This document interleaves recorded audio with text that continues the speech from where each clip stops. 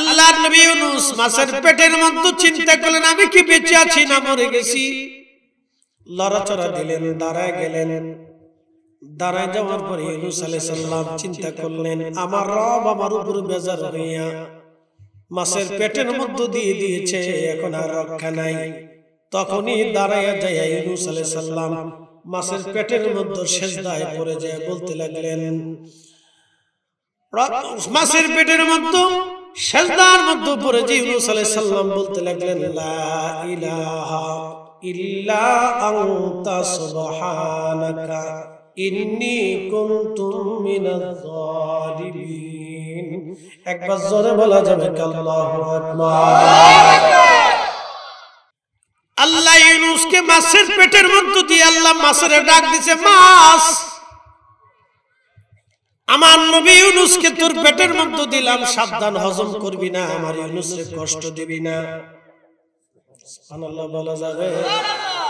যদিও মাছের পেটের মধ্যে দিছে কিন্তু আল্লাহর দয়া লাগছে, আমার ইউনূস সাবধান, আমার ইউনূস রে কষ্টের মধ্যে দিস না।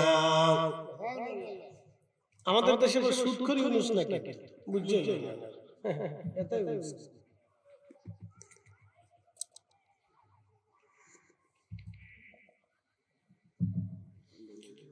খুবই মনোযোগ দিয়ে কথাগুলি শুনবেন। হযরত ইউনূস আলাইহিস সালাতু ওয়াস সালাম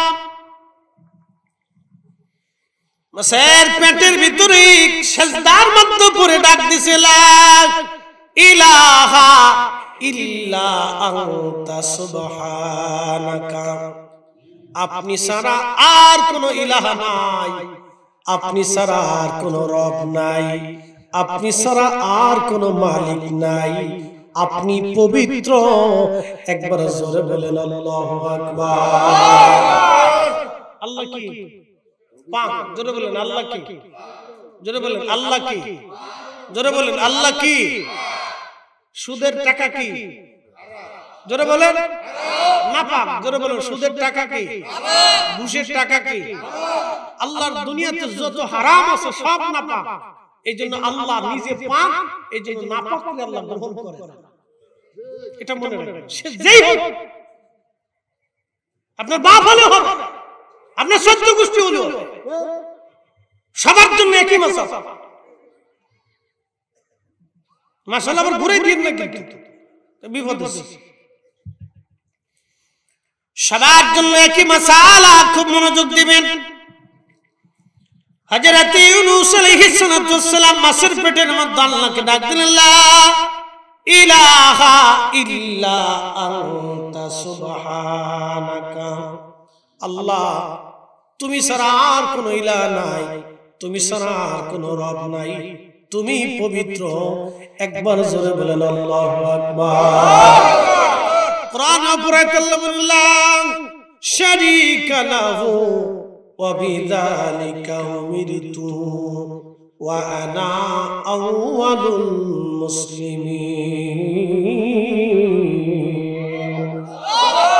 তুমি রহমান, তুমি মেহেরবান, তুমি রহমান, তুমি মেহেরবান। অন্ধ গাহে না শুধু তোমারি গুণগান, অন্ধ গাহে না শুধু তোমারি গুণগান, বুঝেও বুঝে না তবু শান, তুমি রহমান, তুমি মেহেরবান। কখনো তোমাকে যদি ভুলি, হেদায়েতের আলো জেলে নিও কাছে তুলি, কখনো তোমাকে যদি ভুলি, হেদায়েতের আলো জেলে নিও কাছে তুলি, ঠাই দিও প্রিয়তম, ঠাই দিও প্রিয়তম অগমহিয়ান, তুমি রহমান, তুমি মেহেরবান। এ নরসিংদীবাসী মনোযোগ দিবেন। হযরত ইউনূস আলাইহিস সালাম মাছের পেটে যায় আল্লাহর একত্ববাদ যখন স্বীকার করলেন, আল্লাহর তাসবিহ যখন বললেন, তখন আল্লাহর দয়া লাগলো। সুবহানাল্লাহ বলা যাবে না? এইজন্য সুখেও আল্লাহ, দুঃখেও আল্লাহ। সুখে আল্লাহ, দুঃখে আল্লাহ। সুখে আলহামদুলিল্লাহ, দুঃখে জোরে বলুন সুখে আলহামদুলিল্লাহ, দুঃখে। অনেকে দেখবেন অনেক রুটি রুজি করে না, ব্যবসা ভালো না, ওর ব্যবসার উপর ঠান্ডা পড়ে। কি কথা বল না? ব্যবসা ভালো না, খালি লস। তো সারা বছর যদি লস হয় তো তোমার সংসার চলে কি? কি কথা বল না? এত লস যদি হয় তো তোমার দোকান চলে কি? তার মানে বুঝা গেল অকৃতজ্ঞ ভোগী। খুব মনোযোগ দিয়ে শুকরিয়া করবেন আল্লাহর, প্রশংসা আল্লাহর। সুখে দুঃখে সব সময় আল্লাহর উপরে। আল্লাহ বললেন, ইয়া আইয়ুহাল্লাযীনা আমানুস্তাঈনু বিস-সাবরি ওয়াস-সালাহ। হে ঈমানদার, তুমি আমি আল্লাহর সাহায্য নাও দুই ভাবে। এক নম্বর সালাতের মাধ্যমে, আর একটা সবরের মাধ্যমে, ধৈর্যের মাধ্যমে তুমি আমি আল্লাহর সাহায্য নাও, এবং সালাতের মাধ্যমে আমি আল্লাহর সাহায্য নাও। আজকে ওরা কারা? সালাতের পরে যারা দোয়া মানে না, অর্থাৎ সালাতের পরেই আল্লাহর দরবারে হাত বাড়াইতে হবে।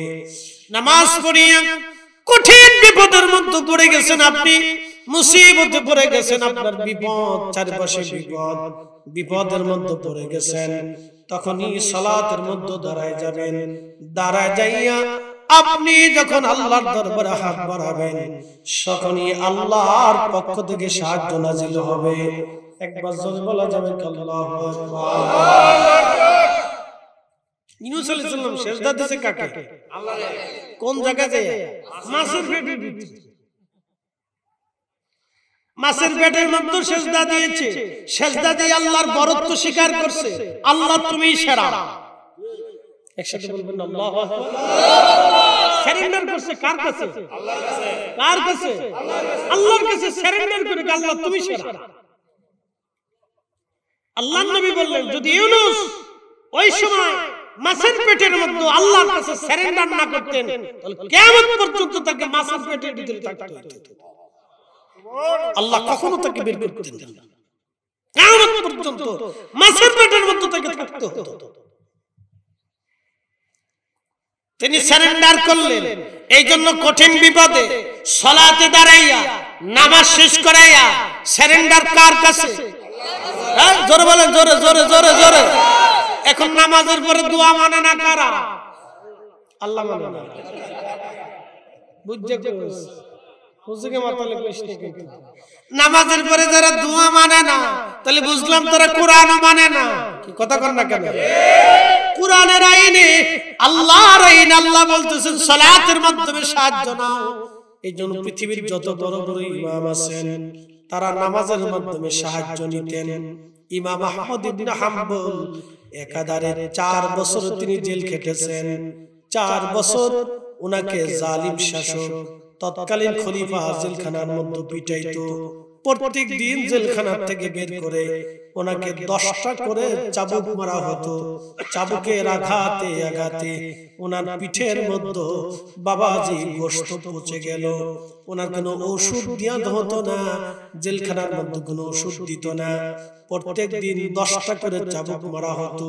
পিঠের মধ্যে ঘা হলো, ঘা হয়ে পিঠের ঘা গোশত পচে গেল। পচে যে ওই কলতানি বের হতো, রক্ত ঝরতো। ওই অবস্থায় ইমাম আহমদ ইবনে হাম্বল আল্লাহকে সিজদা দিতেন। একজন মুসল্লি জেলার একজন জেলখানার কয়েদি ডাকতে বলেন, ইমাম আপনি রক্ত পড়া অবস্থায় কি করে সালাত আদায় করেন, কোন দলিলে? তখন তিনি বললেন হযরত আলী এবং হযরত ওমর ওনাদেরকে হত্যা করার জন্য যখন দুর্বৃত্তরা আঘাত করেছিল রক্ত ঝরা অবস্থায় 3 দিন পর্যন্ত ওমর এবং আলী তারা কেউ নামাজ ছেড়ে দেয় নাই। রক্তক্ষরণ সম অবস্থায় তারা নামাজ পড়লেন। তারা যদি রক্তক্ষরণ অবস্থায় নামাজ পড়তে পারে, আল্লাহর সালাত যদি তারা ভুলে যেতে না পারে, তাহলে আমি আহমদ ইবনে হাম্বল কি করে নামাজ ছেড়ে দিব? একবার জোরে বলা যাবে আল্লাহু আকবার। পৃথিবীর 4 ইমামের এক ইমাম, 4 আলেমের এক আলেম মদিনার মসজিদে নববীতে ভিডিও করে নিয়ে এসেছি, লাইভে দেখেছি। মদিনার মসজিদে নববীর ভিতরে আল্লাহর পরে রাসূলের নাম লেখা, তারপরে সাহাবা আজমাইনের নাম লেখা, তারপরে 4 ইমামের নামের পিছনে রাদিয়াল্লাহু তাআলা আনহু সহ লেখা। যারা বলেন যে সাহাবীদের নামের পরেই শুধু রাদিয়াল্লাহু তাআলা লেখা যাবে, অন্য কোথাও লেখা যাবে না, তারা মদিনা থেকে পাল্লা কেটে দিয়ে আসেন। এই সাহস কত বড় আছে জানি, একটু কাটা দিয়ে।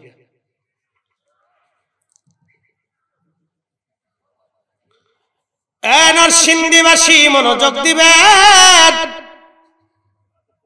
ইমাম আহমদ ইবনে হাম্বল 4 বছর তিনি জেল খেটেছেন একটা মাসালার জন্য। কয়টা? রাজনৈতিক কারণে না, গদি দখলের জন্য না। উনি যদি চিন্তা করতেন যে আমি মুসলিম মিল্লাতের খলিফা হব, ওই সময় ইরাকের বাগদাদের লক্ষ লক্ষ মুসলমান ওনার ভক্ত ছিল।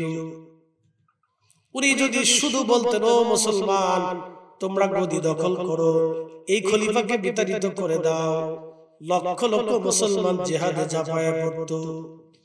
ওনাকে মুসলমানরা এসে জেলখানায় প্রস্তাব দিল, ইমাম আপনি শুধু বলেন জিহাদের জন্য হুকুম দেন, আমরা এই খলিফাকে বিতাড়িত করে দিব।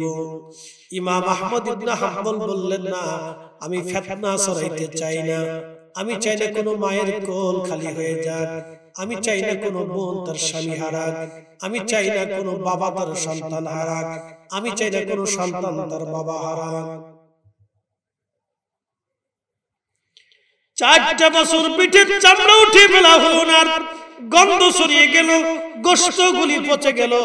4 বছর পর ওনাকে জেলার এসে রাত্রিবেলা বলল মাগরিবের নামাজের পরে, ইমাম আপনি ভালো মন্দ কিছু যদি চান তাহলে চেয়ে নিতে পারেন, কারণ আজকে রাত্রিবেলা সকালবেলা ফজরের নামাজের পরে আপনার ফাঁসি হবে। জেলার এসে বলতেছে, ইমাম আপনি যা পারেন চেয়ে নেন, কি মন চায়, কি খেতে মন চায় আপনি বলেন, সকালবেলা ফজরের পরে আপনার ফাঁসির কাস্টে ঝোলানো হবে। আহা, একজন নিরপরাধ ইমাম একটা মাসালার জন্য নাকি জেলে দেওয়া হয়েছে। কি মাসালা জানেন? এই শুনে যাবেন, আকীদা নষ্ট করবেন না, ঈমান নষ্ট করবেন না, একটা মাসালার জন্য শুনে যাবেন। শুধু ওই জামানার খলিফা বলেছিল আপনি বলেন কোরআন আল্লাহর সৃষ্টি, কোরআনের কথাগুলি আল্লাহর সৃষ্টি। আলিফ লাম মিম ইয়াসিন তাহা আলিফ লাম রা নূন, এই যে কোরআনের হরফগুলি, এগুলি কি আমাদের না আল্লাহ? কথাগুলি কি আল্লাহ রাসূলের না আল্লাহ? যালিকাল কিতাবু লা রাইবা ফীহি হুদাল লিল মুত্তাকিন।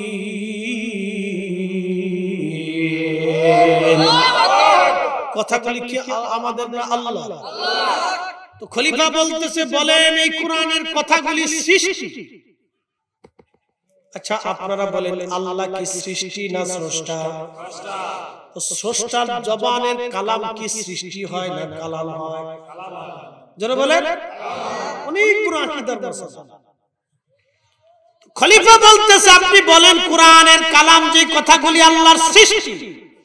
খলিফা বললেন, ইমাম আহমদ ইবনে হাম্বল বলেন, খলিফা যেটা আল্লাহ বলে নাই রাসূল বলে নাই সেটা আমি বলবো না। একসাথে বলবেন আল্লাহু আকবার। আল্লাহ বলে নাই রাসূল বলে নাই আমি বলবো না। আজকে ওরা কারা যারা বলে রাসূলের আব্বা আম্মা জাহান্নামী, নবীর আব্বা আম্মা কাফের, যারা রাসূলের আব্বা আম্মাকে কাফের বানাইয়া নামাজ পড়তেছো, কিয়ামত পর্যন্ত পড়তে পারবা কিন্তু আল্লাহর দরবারে পৌঁছাবে না। কথা ক্লিয়ার না ভেজাল আছে? বুঝে যাবে, বুঝে যাবে। একটা আকীদার জন্য পিঠের চামড়া উঠিয়ে ফেলছে, তারপর আল্লাহ রাসূল বলে। কোরআন আল্লাহ বললেন ইন্নামাল মুশরিকুনা নাজাসুন, নিশ্চয় মুশরিক যারা তারা নাপাক। মুশরিকরা কি নাস্তে হলো কেন? জোরে বলেন। মুশরিকরা কি নাপাক? আল্লাহর কোরআন বলতেছে মুশরিকরা নাপাক, ঈমানে নাপাক এবং শারীরিকভাবে তারা নাপাক। এখন আপনাদেরকে বলবেন আমার রাসূল পাক না নাপাক? ইন্নামা ইউরিদুল্লাহু লিইউযহিবা আনকুমুর রিজসা আহলাল বাইতি ওয়া ইউতাহহিরাকুম তাতহীরা। হে আমার নবীর আহলে বায়াত, আপনাদেরকে পবিত্র করেছি, পাকতর পাক করে দিয়েছি। আপনারা পবিত্রতর পবিত্র, পাক ও পাক। একসাথে বলবেন আল্লাহু আকবার। আমার নবীর কারণে ফাতেমা পাক হয়ে গেল, আমার রাসূলের কারণে আলী পাক হলো, আমার নবীর কারণে হাসান হুসাইন পাক হলো।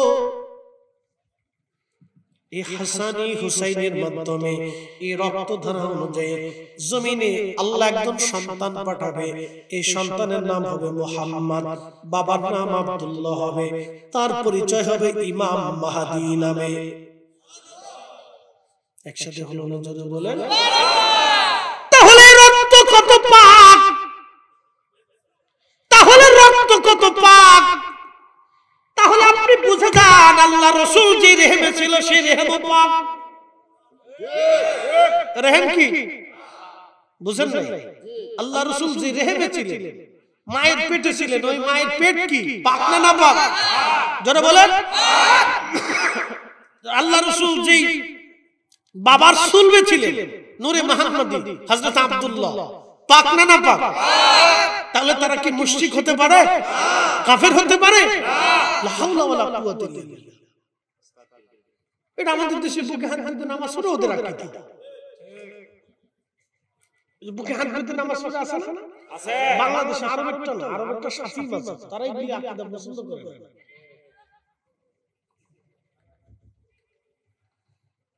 চিন্তা করতে পারছেন কোথায় হাত দিছে? ইমানে হাত দিছে। যারা বলেন কোন জায়গা? এখন আমি আরো সহজভাবে বুঝি। আপনারা একদিন এসে বলেন ফরিদ হিসেবে আপনার বাহির গরুসুর বললেন, তা আপনি গরুসুর বলার পরে আপনারে নিয়ে আমি খুব সুন্দর করে চা খাইলাম, তারপর কিছু মিষ্টি আনলাম, নরসিংদী থেকে আরো কিছু খাবার টাবার এনে খুব খাওয়াবো নাকি বলেন? হ্যাঁ, খুব দোস্তি হবে আপনার সাথে, গলায় গলায় ধরে আপনারে নিয়ে আরো ফিরি কিছু খাওয়াবো, কিছু পকেটে পয়সা দিয়ে দিব নাকি বলেন? না, আমার গাড়ির ভিতরে কিছু বাটা পিটেম থাকে, একবারে সালাম দিয়ে দিতে একবারে কায়দা মতো। তারপরে চষ্টি চষ্টি যায়, হসপিটালে যায়, শেষে কিছু ওষুধ টষুধ লাগে, তারপরে যাবা, অসুবিধা নাই। বুঝতে পারছেন?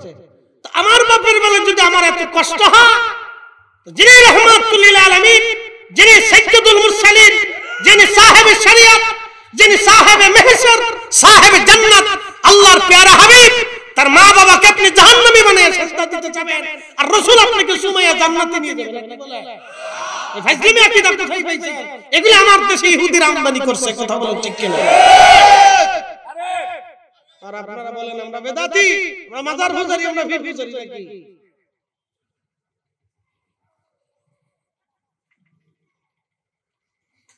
প্রিয় মুসলমান, খুব মনোযোগ দিবেন, কথাগুলি শুনে যাবেন। আজ খলিফা আবুল ইমাম বলেন কোরআন শরীফ আল্লাহর সৃষ্টি। খলিফা বললেন আল্লাহ যেটা বলে নাই সেটা বলবো না, রাসূল যেটা বলে নাই সেটা বলবো না। শুধু কোরআনকে আল্লাহ সৃষ্টি না বলার কারণে ইমাম আহমদ ইবনে হাম্বল 4টা বছর জেলখানায় কাটাইলেন। পিঠের চামড়া উঠিয়ে ফেলা হলো, ঘা হলো, কলতানি পড়তো, গন্ধ হয়ে গেল, কোনো ওষুধ দেওয়া হতো না পিঠে। ওনার পিঠের মধ্যে কোনো ওষুধ দেওয়া হতো না।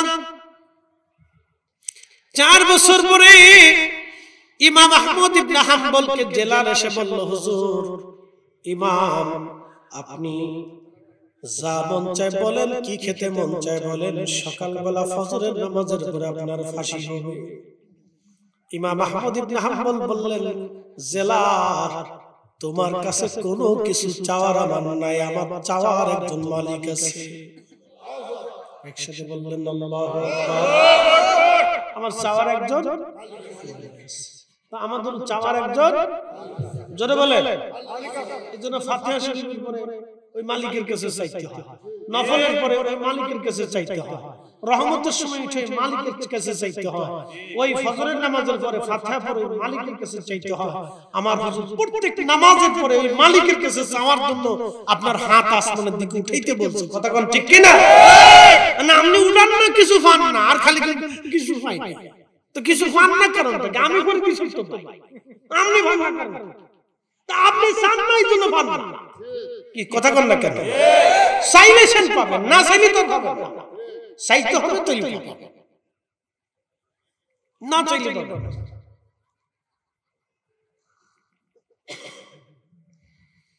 প্রিয় উপস্থিতি, খুব মনোযোগ হাজিরিন, ইমাম আহমদ ইবনে হাম্বল রাত্রিবেলা এশার নামাজ পড়লেন, কোনো চিন্তা নেই, উনি চিন্তিত না। 80 বার জেলখানাতে আল্লাহর নবীর সাথে দেখা করে গেছে। জোরে জোরে জোরে বলেন ইয়া রাসূলুল্লাহ, জোরে বলেন ইয়া রাসূলুল্লাহ। ইয়া রাসূলুল্লাহ বললে আমরা শিরক করি, আমরা শিরক কি করলাম? তোমরা সুন্নাত করতে থাকো। কি কথা করেন না কেন? ইয়া রাসূলুল্লাহ বললে যদি আমরা শিরক করি, তা আমরা শিরক নিয়ে যাই, তোরা বেহেশতে যাইবে যা। আমরা রাসূল ছাড়া জান্নাতে যাইতাম না, রাসূল যদি আমরা নেতে যাব। কি কথা করেন না? বিরাট বড় জান্নাত ওটা। কষ্ট হইতেছে আপনাদের? কতবার আসছেন নবীজি? জোরে বলে। জেলখানার ভিতরে আমার রাসূল 80 বার কথা বলেছে। উনি ইরাকের জেলখানায় বন্দী, ইরাকের বাগদাদে, আর রাসূল আমার মদিনায়, মদিনা থেকে ইরাকের জেলখানায় 80 বার স্বপ্নে সাক্ষাৎ করে এসেছে। ইমাম চিন্তা করে, ইমামের কোনো চিন্তা নেই, চিন্তা করতে পারছে 80 বার সাক্ষাৎ। প্রেমিক যত আঘাত পায়, মাসুক যদি তাকে মহব্বত করে, প্রেমিকের আঘাতে কিছু হয় না। কি কথা কর না কেন? এই যদিও এটা শরীয়তে অনুষিদ্ধ, নাজায়েজ, হারাম, তারপর আমি বলতেছি বোঝানোর জন্য। আমাদের ছেলেমেয়েরা মাঝে মধ্যে এই পিরিতি করে, পিরিতি যদিও এটা হারাম, শরীয়তে হারাম, এটা পিরিতি।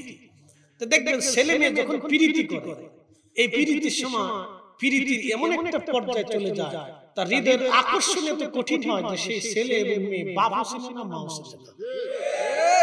আপনি দেখবেন এই সময় বাচ্চাদেরকে খুব ঠান্ডা মাথায় ট্যাকেল দিতে হবে, খুব ঠান্ডা মাথায় ট্যাকেল দিতে হবে। হৃদয়ের আকর্ষণটা এত কঠিন, মারাত্মক, সে বাপ চিনে না, মা চিনে না, কাউকে চিনে না। তখন ওই লেডিস আর জন্ডিস, লেডিস আর জন্ডিস, জন্ডিস আর লেডিস। কি কথা কন না? হাসিস না, হাসিস না, তোর যে কত বালা, আমি বালা করছি হাসিস না। তোরা ঠিক এখন যে ঠিক করতেছিস, 2 দিন পর আর এত মনে থাকতেন না, ফরিদ সাহেব কি দাবি আছে এমন না যে বালা করে যায়। এত কত রোগী ছাড়াইছি, মারাত্মক রোগ, খুব সিরিয়াস রোগ।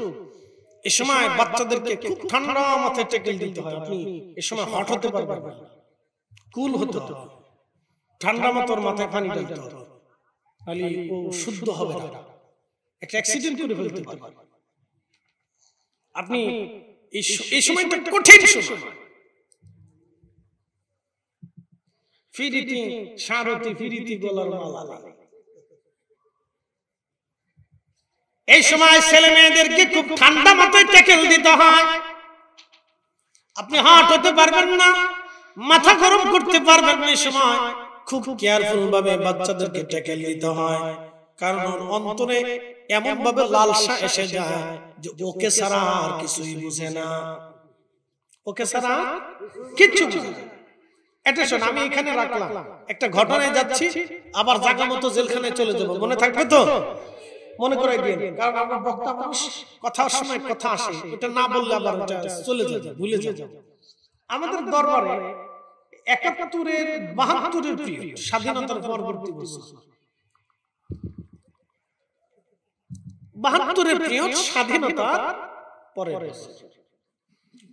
তো তখন বাংলাদেশ তো একটা যুদ্ধ বিধ্বস্ত দেশ, খুবই দারিদ্র পীড়িত, অসুবিধার ভিতরে দেশটা আছে। ৭২-৭৩ আমলে ঢাকা সদরঘাট কেন্দ্রিক রাজধানীতে ব্যবসা বাণিজ্য ছিল। এই সদরঘাটের কিং সন্ত্রাস ছিল আব্দুল মান্নান। দুইটা ব্যবসা সে করত, একটা হচ্ছে পতিতার ব্যবসা, আর একটা হচ্ছে এই মাদকের ব্যবসা। খুব সিরিয়াস সন্ত্রাস ছিল এই সময়কার, বুঝতেই পারতেছেন।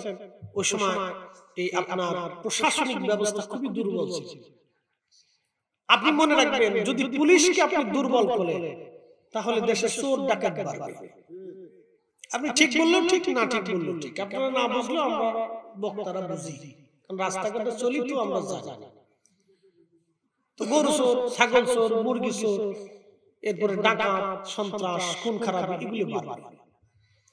আপনি যদি বিড়াল মেরে ফেলে দেন তাহলে ইঁদুরের জ্বালায় ঘুমাইতে পারবেন না, কথা বুঝেন নাই মনে হয়?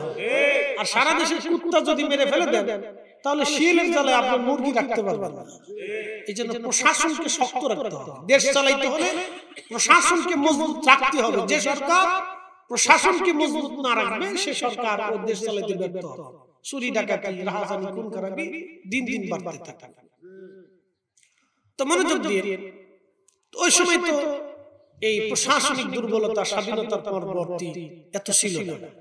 তা আব্দুল মান্নান খুব কঠিন সন্ত্রাস, মারাত্মক, ঢাকা শহরের কিং, only 1%।